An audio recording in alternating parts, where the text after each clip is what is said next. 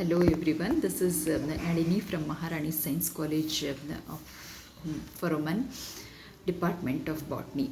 In this session, I shall be discussing the nitrogen cycle. We all know nitrogen cycle is a very important biogeochemical cycle where nitrogen is converted into multiple forms. As it circulates among the atmosphere and also terrestrial and marine ecosystems. The conversion of this nitrogen can be carried out through both biological and physical processes. Let us see how exactly the processes are there in nitrogen cycle. First being the nitrogen fixation, ammonification, nitrification, denitrification, and how exactly the assimilatory effect of the nitrogen takes place. That is the last step, that is assimilation. Majority of the Earth's atmosphere, we all know 78 to 80% approximately, is filled with the nitrogen gas, which is an inert asphyxiant gas. However, atmospheric nitrogen has a limited availability for the biological use because most of the plants, they cannot fix this, they cannot use this inert molecular N2 that is made out of strong triple bonds. So it is not easy to break that, and most of the microorganisms are involved in assisting plants in fixing that nitrogen into usable forms. That we have already studied in biological nitrogen fixation session. For example, nitrogen is bound in its both organic and inorganic forms. Organic forms being the debris or planted animal organic waste, and also in the form of amino acids and proteins. We can see inorganic forms like ammonium ion, nitrite ion, nitrate ion, and also the ammonia. Those are the inorganic forms of the nitrogen. And at the same time, we all know the absorption of nitrogen and its the conversion to protein and organic forms of nitrogen will be of utmost importance. Hence, in order to maintain the balance, we cannot have the nitrogen the utilization in this inorganic forms in order to achieve the complete cycling of this nitrogen. So the soil nitrogen and also atmospheric nitrogen will be revolving or cycling around each other to maintain the balance of the inorganic nitrogen that should be present in air. So let us see how exactly the processes of nitrogen fixation revolve, and this cycle, how it is going to recycle once again and again to give the complete balance of the inorganic and organic nitrogen sources of the atmosphere. The nitrogen cycle consists of following steps: nitrogen fixation, nitrogen assimilation, ammonification, nitrification, denitrification, and sedimentation. Let's study one by one. Before that, we can go through this diagram. Here we can see atmospheric nitrogen, that is the inert N2 gas, will be undergoing nitrogen fixation by the nitrogen fixing bacteria. There may be leguminous or non-leguminous organisms. So those organisms which assist in fixing the nitrogen, and thus they give the different forms of different nitrogen fixation. For example, atmospheric nitrogen fixation give ammonia and ammonium ion. Nitrite and nitrates are obtained from chemical and natural physical nitrogen fixation processes, and also the biological nitrogen fixation gives us ammonia as the final product. In that way, the nitrogen fixation takes place, and also we can get the nitrites and nitrite ions by continuous nitrification by nitrifying bacteria, nitrosomonas and nitrococcus, and we can get these two ions, that is nitrite and nitrate ion.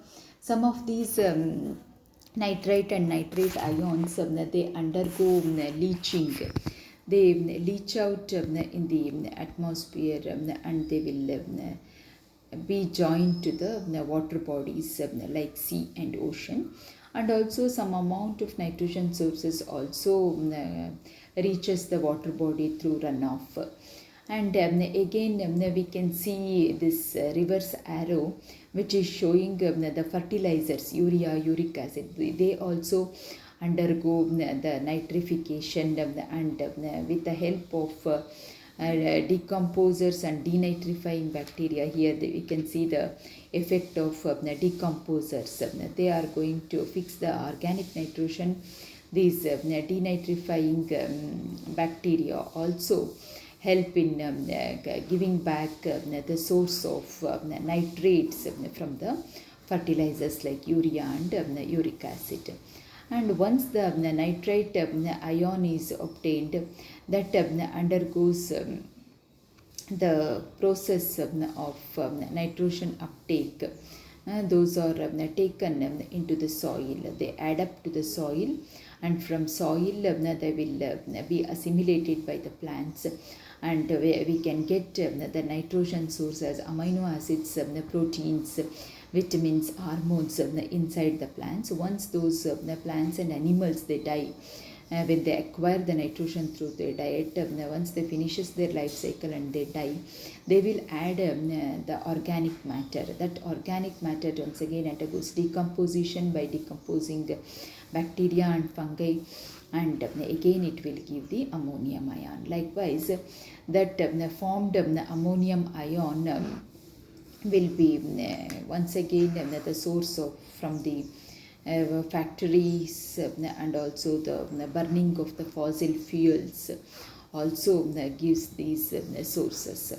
And these fossil fuels, as an as a outcome of the factories, they are once again adding the atmospheric nitrogen back to the atmosphere. And very important, denitrificants, denitrifying bacteria like micrococcus and other denitrifying bacteria, they will give the atmospheric nitrogen back from these resources.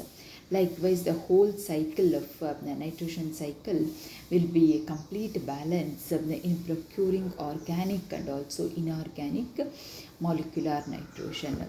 If only one-sided, then it would be very difficult, because the whole of the inorganic atmospheric nitrogen would have exhausted. So the complete cycle is very important. Let us see how the nitrogen cycle works here. We can see the same thing, the production of the ammonia from the industrial or chemical means that we have already studied, the Haber-Bosch process, and also that undergoes that ammonium ion undergoes nitrification to give nitrate and nitrite. It reaches through leaching to the water body, and also it is obtained, it will be helpful in obtaining the inorganic nitrogen back to the atmosphere by denitrifying bacteria. And thus the nitrogen fixation involves the following processes, that is, first one being the nitrogen fixation. Nitrogen fixation is a very important process that takes place in plants, especially in the nitrogen fixing bacteria like rhizobium, which is symbiont with the leguminous plants. There, as soon as the bacteria enters the leguminous plant root hairs, they are going to frame the curling and infection thread. Through the infection thread, when bacteria reaches the cortical cells, they are going to convert themselves into bacteroids, active bacteroids, which are going to help in the generation of the nitrogenase enzyme. Once the nitrogenase is synthesized, there will be a special pigment called as leg hemoglobin, which is very helpful in as an oxygen carrier, or it scavenges. It will eat up all the oxygen which is very much required for the activity of the nitrogenase, and thus the bacteroids they are going to multiply and frames the nodules, root nodules. The outcome of the root nodules is the indication that biological leguminous symbiotic nitrogen fixation is taking place in the leguminous plants, and thus they will fix the atmospheric nitrogen by the activity of the enzyme nitrogenase. Nitrogenase will be working with another enzyme, that is hydrogenase, and that will finally ultimately convert the inorganic nitrogen to ammonia and hydrogen. That is how with the help of nitrogenase, which is taking the phemoproteins and also iron, copper as the coenzymes, this nitrogenase enzyme will work to give out the final product ammonia and hydrogen.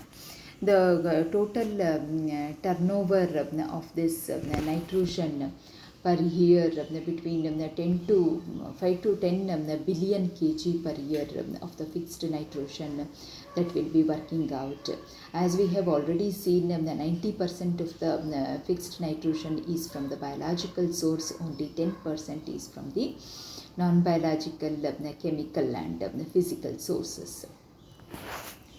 Let us see some of the organisms which are involved in the nitrogen fixation. Already in our previous session also we have studied in detail which are all the organisms, how exactly they are going to help in the biological nitrogen fixation. Very important one, as I already told, the rhizobium, which invades as a symbiotic organism to peas, alfalfa and locust trees, the members of the family Fabaceae. Here they form the mutualistic relationship with the plant, producing ammonia in exchange for carbohydrates. So the leguminous plants gives the carbohydrates to the rhizobia, and in turn rhizobia will give the fixed nitrogen to the plant. Because of this relationship, legumes will often increase in nitrogen content of nitrogen poor soils. So we use these leguminous plants for crop rotation. Once we put the Poaceae members or the cereal crops, and then in the very next season we will put the legumes, so that there is the crop rotation that is very much beneficial for the nitrogen requirements of the cereal crops. Today about 30% of the total fixed nitrogen is produced from the industrial source by Haber-Bosch process, which uses higher temperatures and pressures to convert nitrogen gas and hydrogen, which is a source from the natural gas or petroleum, finally into ammonia and hydrogen. So this is the important cycle which tells us the biological nitrogen fixation. Leg hemoglobin, which is going to act as an oxygen scavenger, which will take the oxygen and it will facilitate the activity of this nitrogenase enzyme. This nitrogenase enzyme is a very complex enzyme.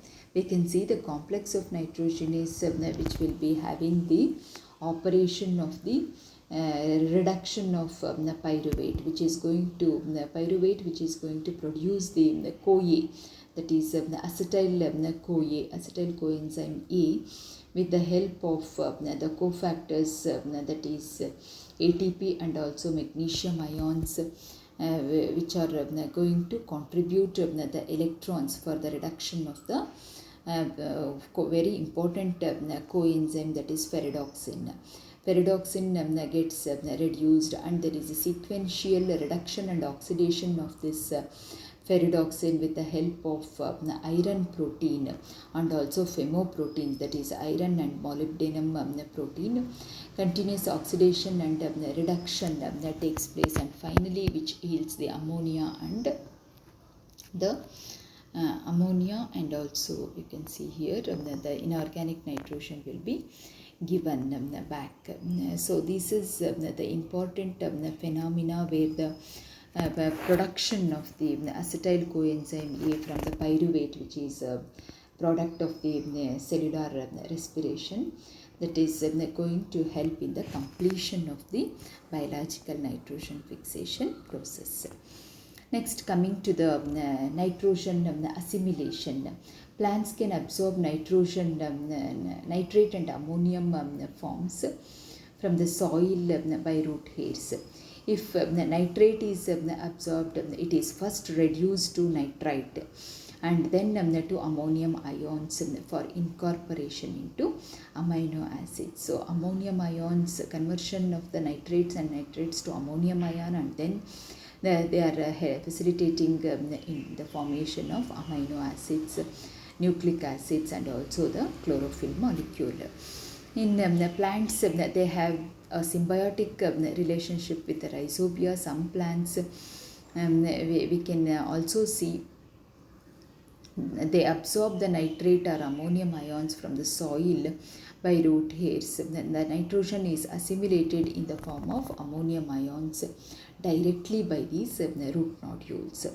It is now known that there is more complex cycling of the amino acids between rhizobia, bacteroids, and the plants. The bacteroids, they are going to change the amino groups of the amino acids, and thus the newer amino acid will be fed to the plant system by the bacteroids. While many animals, that is the fungi and other heterotrophic organisms, obtain nitrogen by ingestion of the amino acids, nucleotides, and small organic compounds. And other heterotrophs, including many bacteria, are able to utilize inorganic compounds such as ammonium as the source, complete source of the nitrogen. Thus, the utilization of various nitrogen sources is carefully regulated in all organisms. How exactly the nitrogen gets utilized? There are two steps at which nitrogen from soil is assimilated into the plant system. These are nitrate and nitrite reduction, and also reduction of the hydroxylamine. We can see the activity of two important enzymes, that is nitrate and nitrite reductase.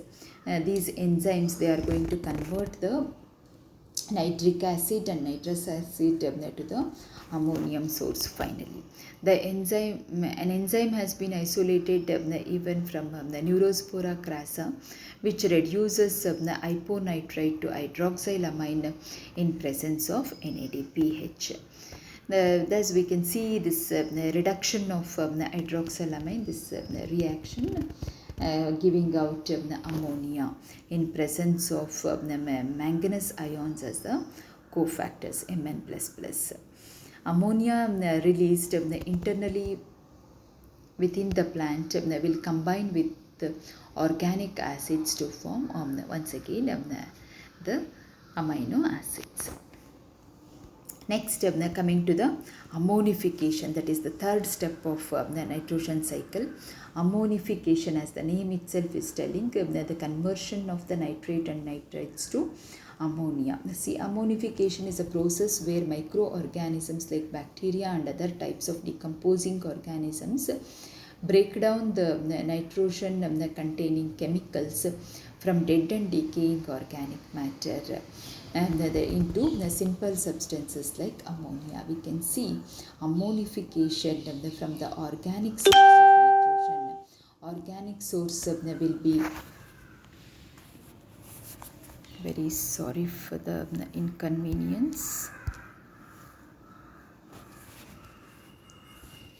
Yeah, let's continue. Ammonification is a process where the microorganisms are going to convert the organic source of nitrogen from the dead and decaying organisms into conversion of those organic nitrogen compounds into ammonia. These simpler substances help in sustaining the ecosystem, and this process is also called as mineralization. We come across the enzymes, these enzymes which are assisting in this phenomena. They are that is glycine synthase, cytosolic and also plastid in their origin, and GOGAT, that is glutamate 2-oxoglutarate transaminase with the ferredoxin and NADH as the coenzymes and cofactors, and also GDH, that is glutamate dehydrogenase, which has a minor role in the ammonium assimilation and important role in the amino acid metabolism. Thus, we see GOGAT and GDH as the important enzymes which are involved in the conversion of the organic nitrogen into ammonia. This process is called as ammonification. Let us come to the next step, that is the fourth step in the nitrogen cycle, that is conversion of the ammonium to nitrite is performed using the soil living bacteria and other nitrifying bacteria. In the primary stage of nitrification, the oxidation of ammonium ion NH4 plus is performed with the enzyme bacterial species, that is Nitrosomonas, which converts ammonia to nitrites, NO2 minus. Other bacterial species, that is Nitrobacter, which is going to convert nitrite to nitrate. It is important for the formation of the ammonia, final ammonia. So, to be converted into nitrates and nitrates, because ammonia gas is toxic to the plants. So, it is a very important step where the ammonia is converted into nitrates and nitrites. That is the process called as nitrification with the help of Nitrosomonas species and also Nitrobacter. Since ammonia is highly toxic, plants will convert the ammonia into nitrates and nitrites through the process of nitrification. Due to their high solubility, and also because soils are highly unstable to retain anions, nitrates can encounter even into the groundwater. For their higher solubility rate, these nitrate ions will leach out into the groundwater. Sometimes when there is maximum leach out that enters through the groundwater to drinking water, that may cause the disease called as globinemia, or it is also called as blue baby syndrome, because of the maximum accumulation of this soluble nitrate into the groundwater. So these are the things that we need to remember in nitrification. What is nitrification? The conversion of the ammonia and ammonium ions into nitrates and nitrites using Nitrosomonas and also Nitrobacter. Since ammonia is toxic, it will be taken by the plants in the form of nitrate and nitrate ions. And we can see through the leaching out of this the maximum amount of nitrates into the groundwater, and also they are going to convert themselves into the sea and ocean, forming the eutrophication. There in eutrophication, nitrogen has contributed severe problems in the water body. That's how exactly the nitrogen eutrophication can be overcome. In Britain, in 2006, they completely banned the nitrogen fertilizers, and they were recommending this eutrophicated material, the sediments, as a nitrogen resource. We all know NPK is a major fertilizer that we use in agriculture. Without putting nitrogen as extra fertilizer, they leaned upon the eutrophicated material.